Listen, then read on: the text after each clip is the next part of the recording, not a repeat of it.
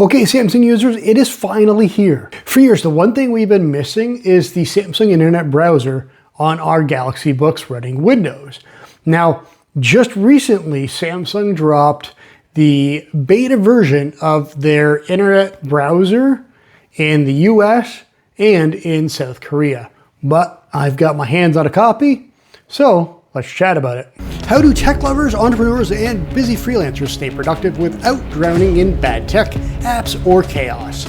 That's the question, and this YouTube channel will give you the answers. My name is Nick, and this is Let's Chat Tech with Nick. Hey everybody, and welcome back to the channel. My name is Nick, and this is Let's Chat Tech with Nick. Now, like I said in the intro, the Samsung Internet Browser is finally here. Mind you, that's only in beta, and that's only in the US and in South Korea. But I have a copy of that, and I've been using it for the last couple weeks, and I've been loving it. For me, that's the one piece of the puzzle that's been missing in the whole Samsung ecosystem. On my Z Fold 4, I use the Samsung Internet Browser religiously. That is my main browser on my phone. I don't even use Chrome at all. I love the Samsung Internet Browser and its features. And in this video, we're going to go through some of the features that the browser has for Windows and a couple of things it's missing. Mind you, that's only because it's in beta. So let's chat about it. Now, before we dive in and talk about all of the features of the Samsung Internet Browser, let's talk about how to get it, where to get it, how I got it, and then I want to talk about a brief history of the Samsung Internet Browser. So, like I've said, the browser is available in the US and in South Korea. And to do that, head to browser.samsung.com/beta. There you'll be able to sign up for the beta program and you're good to go. Now, if you're outside of those two countries, you can still sign up for the beta program and you'll be put on a waiting list when it's ready to be released. That said, the good people over at SamMobile wrote an article on the Samsung Internet Browser, and in the article, they linked to the browser itself. So I got my hands on the copy. Now, that said, that might not work.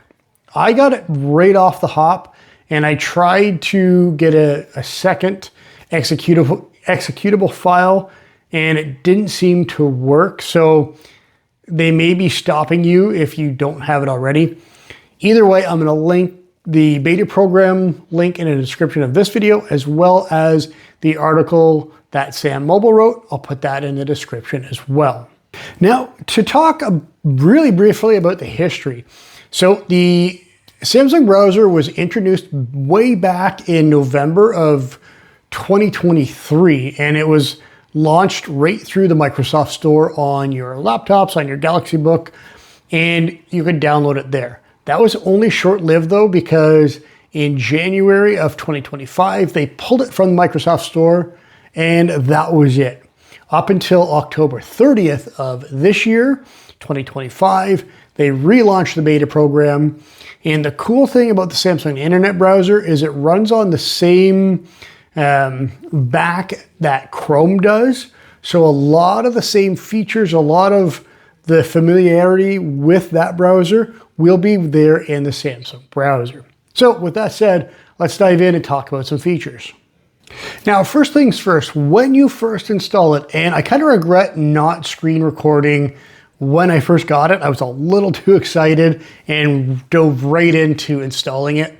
But it's a very simple process, just a few clicks. And the best part is when you sign in with your Samsung account as well as your Gmail account, it takes all of your browser bookmarks from Chrome and they automatically go into your Samsung Internet Browser.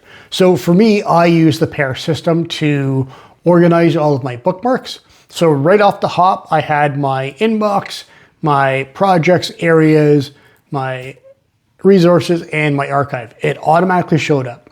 The other really cool thing is with Samsung Pass, I use that for everything. I have that on my Z Fold 4, and right away, all the passwords that were saved with Samsung Pass were automatically saved into the Samsung internet browser.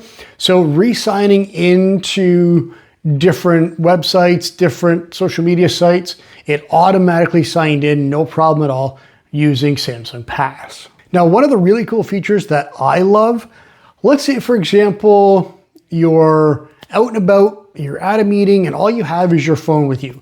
And you're doing a little bit of research while you're in that meeting, and you're using the Samsung internet browser on your phone.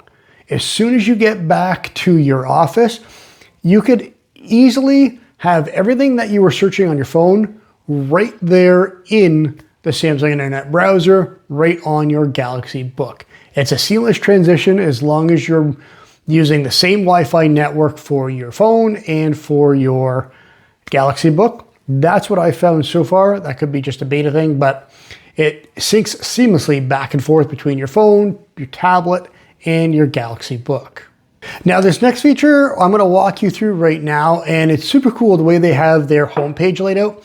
I've used other third-party Chrome extensions like Momentum, and I have another extension that kind of makes my homepage look like a Pixel device, but Samsung built-in has a really cool homepage, so you don't need to download another extension. So right off the hop, you can design your own wallpaper, and all you have to do is go to the settings next to your time, your date, and the weather. You could easily take a custom wallpaper that you've made, like I have here, or you can go through different wallpapers that they already have.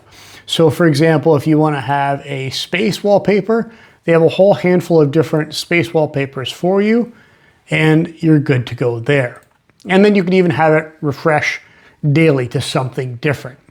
The other really cool thing that I like is you can see the websites you already used from your other device, and it's already popped up there. So like we were talking about, you can easily click on a website that you were browsing from your phone, and it comes up right there.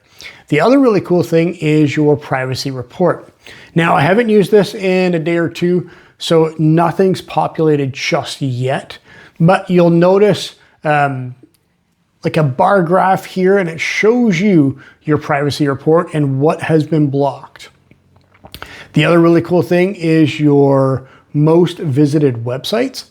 I'll talk a little bit more about that in a second, but you can have that right here on your homepage. And then you could have your wallpaper or your weather, and your clock put on there. It's a really cool feature to have right on your homepage. Now, one of the other really cool features about the Samsung Internet Browser is it has Galaxy AI built right in. So just like our phones, just like our tablets, it's built right into the browser. And this is really handy for anybody that does a lot of research, or if you want to translate different articles. If you're like me, I'm a HAB fan, so some of the articles are in French. That is perfect. I can automatically change all of the French into English because I'm a terrible Canadian. I still don't know how to speak or write in French. But the other cool thing is you will be able to summarize a standard or in detail different articles, studies, whatever the case may be. So I have a study about walkable cities. Now, this is something that's pretty popular in our downtown core here, and they've been talking a lot about one-way streets, bike lanes, and making our city more walkable.